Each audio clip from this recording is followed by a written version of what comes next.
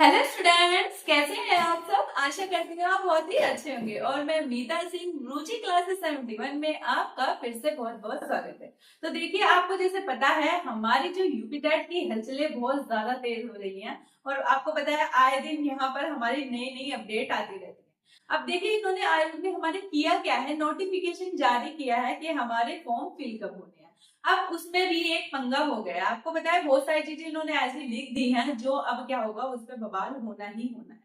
अब देखिए, यहाँ पे ना कमाल की बात है ना, थोड़ा सा ये लगता है ये सिर्फ है ना, ये बच्चों को ना गुमराह करने का तरीका है। इस पे थोड़े दिन आपको पता है विवाद चलेगा, बच्चे ये करेंगे, उसमें लेट होगा। मतलब इनका मेन मकसद क्या है कि अभी ये जल्दी जल्दी काम ना हो पाए, जितना इसमें लेट हो, जितना इलेक्शन के पास आ जाए, इनका काम बन जाए और बच्चा ऐसे ही रह जाए। इनकी थोड़ी सी, मुझको तो यही लगता है। ठीक है, अब देखिए इतने दिनों में तो नोटिफिकेशन दिया है, इसमें गलती की क्या ही बात थी।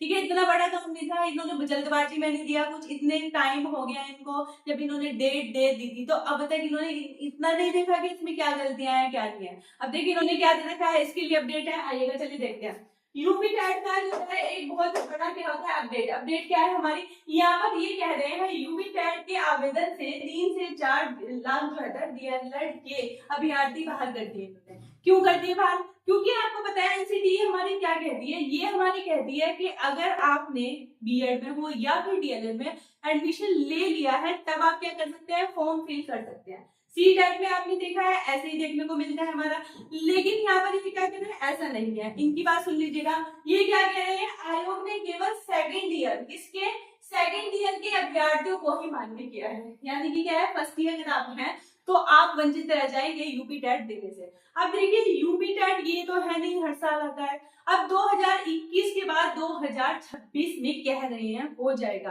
अभी देखिए कुछ भी पता नहीं लगता, अभी क्या होगा क्या नहीं, कुछ नहीं पता। तो देखिए अब मान लीजिए चलिए 26 में हो भी जाता है, तो क्या गारंटी है फिर कब आएगा। ठीक है, जब 5-6 साल में अब आ रहा है, 4-5 साल में अब आ रहा है, तो ये भी तो नहीं पता कि फिर नेक्स्ट कब आएगा। तो बच्चे जो अब बेचारे कर रहे हैं वो कब देंगे, वो ऐसे ही बैठे रहेंगे। तो मतलब सरकार को ना कुछ मतलब नहीं है, आप ओवर एज हो जाए कुछ भी हो जाए, उनसे कोई उसे मतलब नहीं होता है। तो देखिए यहाँ पे क्या कहना है, कह रहे हैं सेकंड ईयर की अभ्यर्थी होगी, यानी कि फर्स्ट ईयर क्या पता नहीं फिर कब आएगा, बेचारों को मौका मिले ना मिले। अब यहाँ पर सेकंड ईयर को कहा है, आयोग ने केवल क्या हुआ 3 से 4 सेमेस्टर के अभ्यर्थियों को ही यहाँ पर क्या है, टेट फॉर्म फिल भर सकते हैं। यानी कि डीएलएड वाले 3 से 4 जो समय 3 से 4 सेमेस्टर वाले इनसे भर सकते हैं। यानी कि जिन्होंने स्टार्ट किया है या एडमिशन लिया है वो क्या करेंगे, वो भाई से नहीं भर सकते। और नहीं भर सकते तो मैंने आपको पता है, पता नहीं अब कितने दिनों में आएगा, गारंटी कुछ नहीं है। हर साल कहते हैं हर साल होगा, बट ऐसा होता नहीं है। और तो और सी टेट जो हमारा साल में 2 बार होता था, उसमें भी आपको पता है गैप देखने के लिए काफी मिला है। तो यूपी टेट का तो पक्का होता ही नहीं, ये होगा कब। तो अब देखिए यहाँ पर, देखिए बच्चों के लिए है ना यहाँ पर मुसीबत की बात। तो एनसीईटी के जो थे नियम में प्रथम जो थे सेमेस्टर का विद्यार्थी भी मान्य होगा। एनसीईटी क्या कहती है हमारी, कह रहा प्रथम सेमेस्टर का होगा, बट इन्होंने विज्ञापन में क्या दिया कि नहीं भाई होगा नहीं। किसका होगा यहाँ पर इन्होंने कहा है हमारे, या तो भाई सेकंड ईयर का हो या 3 से 4, यदि 3 से 4 सेमेस्टर हो, वो ही क्या करेगा, वो ही यहाँ फॉर्म फिल कर सकेगा। अब देखो विवाद का कारण तो खुद पैदा करते हैं, लड़ाई झगड़े होंगे, मतलब इस पे वो होगा, धरना देंगे बच्चे ये गलत है, फिर इस पे बात होगी, फिर आपको पता है ऐसे ही थोड़े दिन निकाल देंगे, तो पता नहीं कब होगा।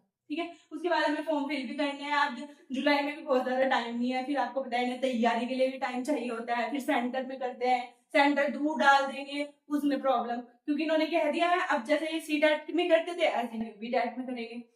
तो देखिए प्रॉब्लम ही प्रॉब्लम है हमारे यहाँ। तो यूपी टेट में जैसे ओटीआर, देखिए अगर यूपी टेट आपको मतलब इसमें कराना है तो ओटीआर वन टाइम रजिस्ट्रेशन जरूर करा ले। ठीक है, इसके बाद ही आपका क्या होगा, ये फॉर्म फिल हो जाएगा। एक बार रजिस्ट्रेशन कराने के बाद फिर आप निश्चित हो जाते हैं, फिर इसकी कोई प्रॉब्लम नहीं होती बार बार करने की। तो ओटीआर जरूर करा ले अपना। और यूपी टेट के बाद क्या होता है, एक कहने के लिए एक पात्रता परीक्षा है, यानी कि क्या है, इसे आपको जॉब नहीं मिलने वाली। ठीक है, सिर्फ आपको ये है कि अगर सुपर टैट आता है तो आप उसको दे सकते हैं, सिर्फ इसलिए है। मतलब मेन चीज तो हमारा सुपर टैट ही है, और सुपर टैट में ही आपको क्या होगा, सुपर टैट से ही आपको क्या मिलेगी, जॉब मिलेगी। यहाँ पर बस इतना है, आप 150 में से मैंने आपको बताया जनरल वाला यहाँ पर 90 नंबर पे क्लियर हो जाएगा। और हमारा SC ST और OBC वाले हैं वो हमारे कितने में हो जाएंगे, वो हमारे 82 नंबर पर क्या हो जाएंगे, इसे क्लियर कर सकते हैं। लेकिन देखिए आप तैयारी यही करके चलिएगा। हालांकि ये नोटिफिकेशन जो दिया है उन्होंने मुझे लगता है शायद ये नींद में ही दिया है जो इस तरह की बातें लिखी हैं।